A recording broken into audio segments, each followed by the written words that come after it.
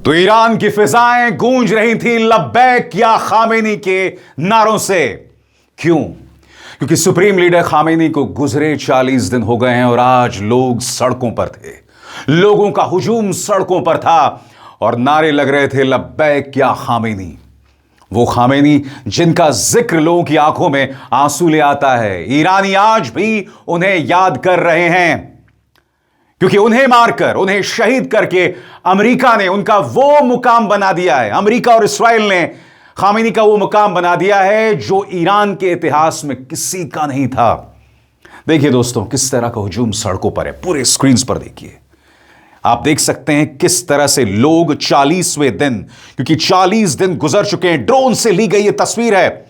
और आप देखिए कितने बड़े पैमाने पर लोग यहां पर मौजूद हैं। प्रेस टेलीविजन कह रहा है, an aerial view shows a massive night time gathering in the north western Iranian city of Urmia where residents marked the 40th day of mourning for Ayatollah Khamenei. यानी कि खामेनी की मौत के 40 दिन गुजर चुके हैं और ड्रोन से ली गई ये तस्वीरें और माहौल फिजा में गूंज रहा है लब्बैक या खामेनी का नारा। एक बार फिर सुनते हैं किस तरह से लोग याद कर रहे हैं खामेनी को। सुना जाए।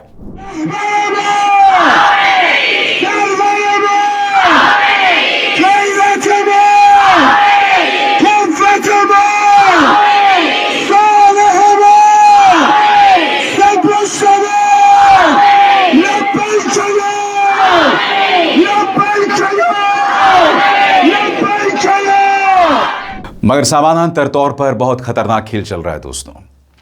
एक तरफ कहने को पाकिस्तान में शुक्रवार और शनिवार को अमेरिकी उपराष्ट्रपति जेडी वैंस पहुंच रहे हैं बातचीत के लिए, मगर दूसरी तरफ डोनाल्ड ट्रंप की एक और धमकी आ गई है। मैं आपसे एक सवाल पूछना चाहता हूं, जब आप किसी से बातचीत करते हैं तो आप धमकी थोड़ा ना देते हैं भाई। और उससे भी बड़ी बात, चूंकि इस्राएल घरेलू स्तर पर यानी कि अपने ही देश में नेतन्याहू बुरी तरह से घिर गए हैं और उनका विपक्ष कह रहा है, यानी कि हम जीतने वाले थे मगर नेतन्याहू ने हार स्वीकार कर ली ईरान के खिलाफ। नतीजा यह हो रहा है दोस्तों कि इस्राएल इस युद्ध विराम को तोड़ने की कोशिश कर रहा है, खतरनाक साजिश रच रहा है। मगर जो खतरनाक साजिश के तार एक देश से जुड़े उसने सबके होश उड़ा दिए हैं। जी हां, यूएई, यूनाइटेड अरब एमिरेट्स।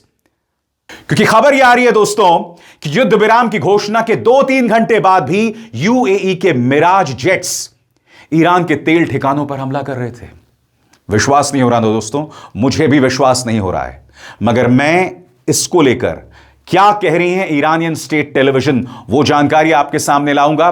स्वतंत्र मीडिया इस बारे में क्या कह रहा है, यानी कि मैं सिर्फ ईरानी स्टेट टेलीविजन पर निर्भर नहीं हूं इस खबर को लेकर। मैं आपके सामने जो इंडिपेंडेंट सोर्सेज या स्वतंत्र न्यूज एजेंसीज क्या कह रही हैं यूएई की इस खतरनाक साजिश को लेकर, वो भी मैं आपको बताऊंगा। क्योंकि हमें समझना पड़ेगा, इस युद्ध में यूएई और सऊदी अरब ने खुल के अमेरिका का साथ दिया।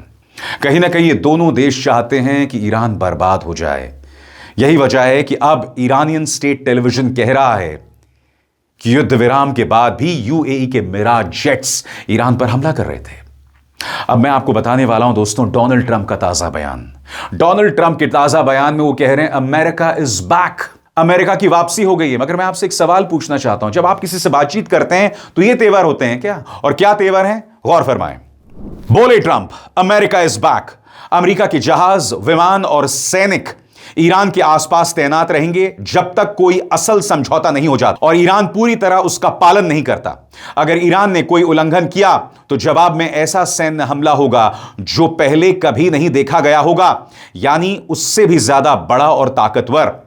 वो ये भी जोर देकर कहते हैं कि समझ में यह शामिल है कि ईरान परमाणु हथियार नहीं बनाएगा और हॉर्मुज जल डमरू मध्य को व्यापारिक जहाजों के लिए खुला रखेगा। वो ये भी जोड़ते हैं कि फिलहाल अमेरिकी सेना तैयारी कर रही है और आराम भी कर रही है, आगे की कार्रवाई के लिए तैयार हैं। और अंत में कहते हैं अमेरिका वापस आ गया, यानी अमेरिका इज बैक। ये किस तरह की बातचीत हो रही है? ये किस तरह का युद्ध विराम है?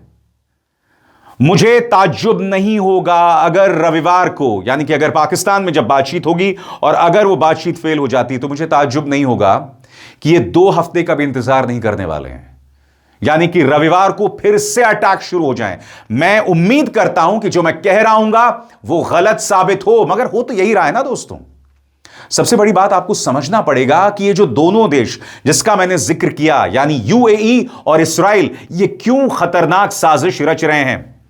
आपने देखा लेबनान के अंदर इस्राइल ने कम से कम 180 लोगों को मार दिया है वहां पर, जबकि शहबाज शरीफ ने जो बयान जारी किया था उसमें लेबनान का जिक्र था कि लेबनान में भी युद्ध विराम होगा, मगर अब अमेरिका आकर कह रहा है कि हमने तो लेबनान का जिक्र ही नहीं किया।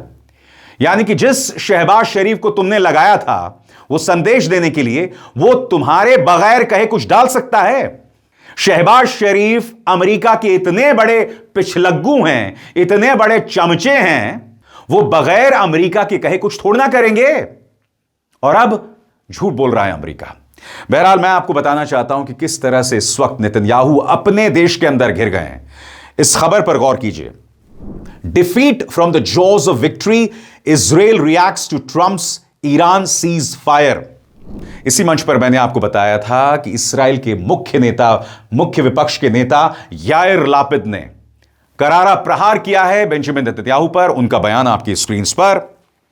हमारे पूरे इतिहास में ऐसा राजनीतिक नुकसान कभी नहीं हुआ। देश की राष्ट्रीय सुरक्षा से जुड़े सबसे अहम फैसलों में इस्राएल को तो शामिल ही नहीं किया गया। सेना से जो भी उससे कहा गया सब पूरा किया।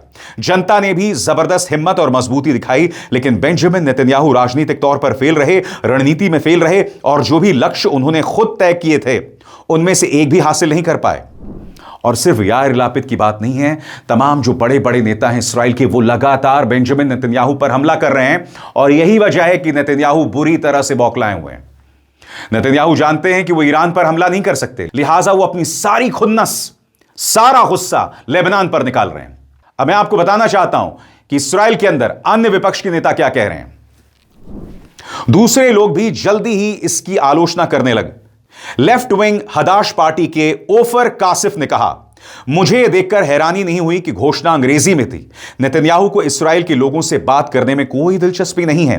वो बहुत कम ऐसा करते हैं और लगभग कभी टेलीविजन या रेडियो स्टूडियो में नहीं आते। उन्होंने यह भी कहा कि प्रधानमंत्री ने ईरान के साथ युद्ध शुरू होने के बाद 2 हफ्ते इंतजार किया और फिर जाकर टेलीविजन पर आकर इस्राएली जनता को अपने युद्ध के लक्ष्य बताए। कासिफ ने आगे कहा, उन्हें पता है और शायद सही ही पता है कि जो लोग उन्हें सपोर्ट करते हैं वो वैसे ही करते रहेंगे और जो लोग विरोध करते हैं वो वैसे ही विरोध करते रहेंगे। इसलिए जब वो बोलते हैं तब वो इंटरनेशनल मीडिया के लिए और अपने समर्थकों को भरोसा देने के लिए बोलते हैं। और हर इंटरनेशनल मीडिया चैनल में आ रहा है कि किस तरह से नेतन्याहू की साख कमजोर हुई है। बीबीसी कह रहा है इस्राएल की साख हुई कमजोर, युद्ध विराम पर इस्राएली मीडिया जता रहा है चिंता। इस वक्त इस्राएल का साथ देना अमेरिका के लिए इतना मुश्किल पड़ रहा है दोस्तों कि आप उसकी कल्पना नहीं कर सकते। ट्रंप के बहुत करीबी रहे हैं एक पत्रकार टकर कार्लसन, वो कह रहे हैं कि अमेरिका के लिए बेहतर होगा कि जितनी जल्दी हो इस्राएल का साथ छोड़ें, यानी कि इस्राएल पर हमला ना करें मगर इस्राएल का साथ छोड़ दें। सुनिए टकर कार्लसन क्या कह रहे हैं। And so the United States has to, and hopefully the first thing we do when and if this war is resolved, is detach from Israel. Not declare war on Israel or treat Israel as an enemy. They may treat us as an enemy, as they have before. When they tried to sink the USS Liberty, an American naval vessel, a surveillance vessel, they treated us as an enemy. We don't have to treat them as an enemy, however, and we shouldn't. स्वतंत्र और आजाद पत्रकारिता का समर्थन कीजिए, सच में मेरा साथी बनिए। बहुत आसान है दोस्तों, इस ज्वाइन बटन को दबाइए और आपके सामने आएंगे ये 3 विकल्प, इनमें से एक चुनिए और सच के इस सफर में मेरा साथी बनिए।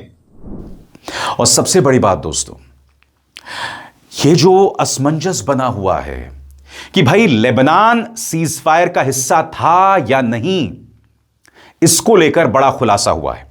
मैं आपको बतलाना चाहता हूं दोस्तों, CNN में चर्चा हो रही है और CNN की इस चर्चा में एक्सियस न्यूज एजेंसी की रिपोर्टर हैं और यहां पर उनके रिपोर्टर बर्राक राविड बता रहे हैं कि नेतन्याहू ने पर्सनली ट्रंप को कॉल किया और कहा कि लेबनान को सीज फायर से हटाया जाए। यानी कि बराक राबिट बता रहे हैं कि नेतन्याहू फोन करते हैं ट्रंप को कि लेबनान को हटाओ, जबकि पाकिस्तानी प्रधानमंत्री शहबाज शरीफ के बयान में उसका जिक्र था। कितना बड़ा खेल खेला जा रहा है दोस्तों। और खेल यहां पर सिर्फ इस्राइल और अमेरिका नहीं खेल रहे हैं, यूएई।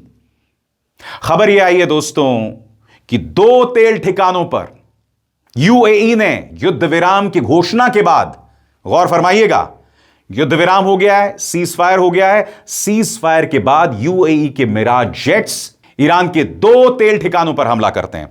और वो कौन से 2 तेल ठिकाने हैं? वो 2 तेल ठिकाने हैं सिरी और लवान ऑयल फैसिलिटीज।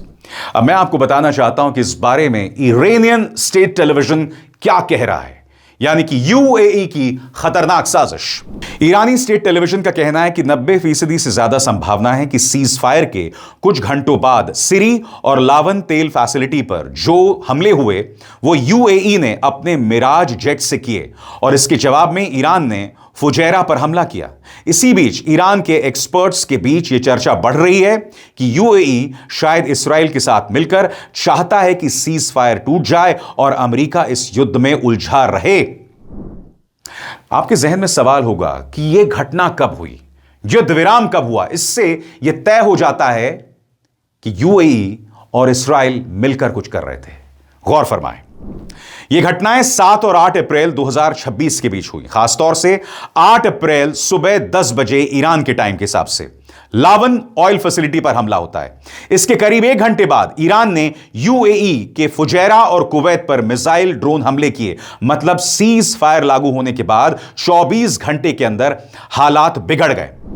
अब तक जो खबरें या जो दावे ईरानी स्टेट टेलीविजन कर रहा है उसमें क्या क्या कंफर्म्ड है, किन किन चीजों की पुष्टि हो गई है, अब आपकी स्क्रीन पर आ रहा है। नंबर 1, लावन और संभवतः सीरी तेल सुविधाओं पर हमला हुआ। नंबर 2, ईरान ने इसे दुश्मन का हमला और सीज फायर उल्लंघन बताया। नंबर 3, इसके तुरंत बाद ईरान ने फुजैरा और कुछ कुवैती टारगेट्स पर हमला किया और उसके बाद ईरान ने सीधा जवाब इसे कहा है। मगर कई चीजें जिसका दावा ईरानियन स्टेट टेलीविजन कर रहा है उसका कॉन्फर्मेशन नहीं हुआ है। इसका मतलब यह नहीं कि वो झूठ है, कॉन्फर्मेशन नहीं हुआ है। और वो कौन कौन सी चीजें हैं आपकी स्क्रीन पर। नंबर 1, यह साबित नहीं हुआ कि हमला यूएई ने किया है। नंबर 2, मिराज जेट्स वाली बात भी आधिकारिक तौर पर कंफर्म नहीं हुई। यूएई ने कोई जिम्मेदारी नहीं ली है। इसराइल के कोऑर्डिनेशन का भी कोई ठोस सबूत नहीं है। मगर ईरान यह दावा कर रहा है, ईरानियन स्टेट टेलीविजन यह दावा कर रहा है और ईरान खुलकर यह इसलिए नहीं कह रहा। हालांकि ईरान के संसद के स्पीकर गालिबाफ के बयान में जिक्र है इन तेल फैसिलिटीज पर हमला को लेकर, मगर वो यूएई पर सीधा प्रहार नहीं कर रहे हैं।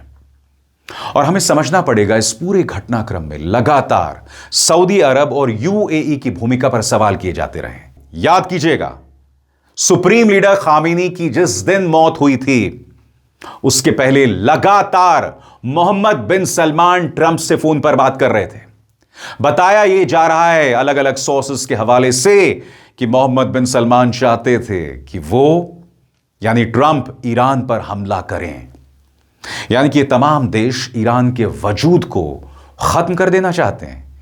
यह सवाल उठना लाजमी है। और दूसरी तरफ इसराइल और अमेरिका का क्रूर चेहरा भी सामने आ रहा है। कुछ देर बाद मैं आपको बताऊंगा। मगर क्या वाकई यूएई के मिराज जेट्स ने यह हमला करवाया?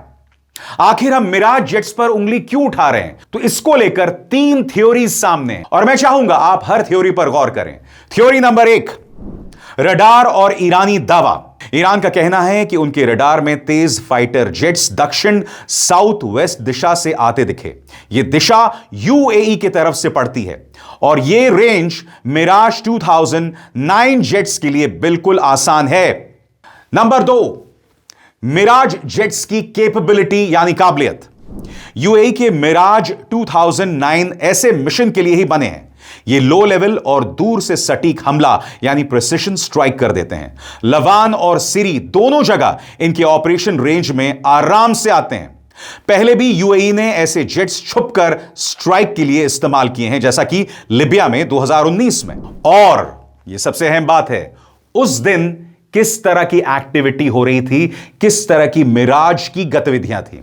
गौर फरमाएं, यूएई ने खुद माना कि उनके मिराज जेट्स उस समय उड़ाए गए थे, स्क्रैम्बल थे, लेकिन उनका कहना है कि वो सिर्फ डिफेंस के लिए थे। इसी वजह से शक और बढ़ता है। इसके अलावा सोशल मीडिया और तमाम फैक्ट चेक साइट्स भी इसके बारे में बहुत कुछ कहते हैं, खासतौर से ओसेंट यानी OSINT।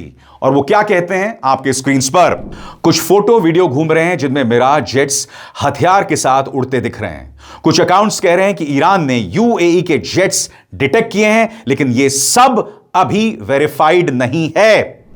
मगर जो चीज वेरीफाइड है वो मैं आपको बताना चाहता हूं दोस्तों, वो है इस्राएल की क्रूरता। नेतन्याहू सामने आए हैं और इस बयान में वो हिब्रू में कह रहे हैं कि हमने जानबूझकर न सिर्फ बसिज के कमांडर्स पर हमला किया, बल्कि जानबूझकर उनकी औरतों, बच्चों और बुजुर्गों को भी मारा, जानबूझकर। यह व्यक्ति खुलकर सामने आके कह रहा है। सुनिए नेतन्याहू क्या कहते हैं। The regime, we have killed thousands of their operatives, and we've managed to prove that we can hunt them down wherever they are. They have nowhere to hide. We've also मैंने कहा ना दोस्तों, इंसानियत नाम की कोई चीज नहीं है। खो चुके हैं पूरी तरह से इंसानियत।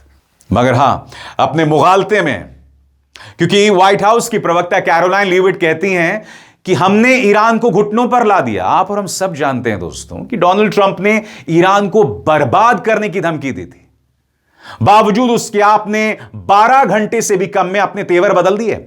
सुनिए कैरोलाइन लीविट क्या कह रही हैं कि ईरान घुटने पर आ गया था, इसलिए वो बातचीत के लिए तैयार हो गया। सुना जाए। I think it was a very, very strong threat from the President of the United States that led the Iranian regime to cave to their knees and ask for a ceasefire and agree to reopening the Strait of Hormuz. So it was a very strong threat that led to results. And as the Secretary of War stated at the Pentagon this morning, it was not an empty threat by any means. The Pentagon had a target list that they were ready to hit go on at 8 p.m. last night if the Iranian regime had not agreed to open the strait, which they did. And I think that's something we should all be grateful for. The United States is a moral leader in the world, given that I was asked this exact same question by your colleague Andrew in the back, and I think again the insinuation by anyone in this room that Iran somehow has the moral high ground over the United States of America is insulting, considering the atrocities that they have committed against our people and our military over the past 5 decades. इसलिए मैं कह रहा हूं दोस्तों, मामला बहुत पेचीदा है और ये जो तमाम जानकारी मैं आपके सामने ला रहा हूं फैक्ट्स के आधार पर, वो फैक्ट्स जिसे आप कॉन्टेस्ट नहीं कर सकते। और अगर कुछ क्वेश्चनेबल फैक्ट्स हैं, यानी कि कुछ ऐसे तथ्य हैं जिन पर सवाल किए जा रहे हैं, तो वो मैं आपके सामने इस राइडर के साथ, इस जानकारी के साथ पेश करता हूं कि हम उसे पूरी तरह से कंफर्म नहीं कर सकते, मगर पब्लिक इंटरेस्ट में आप तक उसे पहुंचाना बहुत जरूरी हो जाता है। अभिसार शर्मा को दीजिए इजाजत।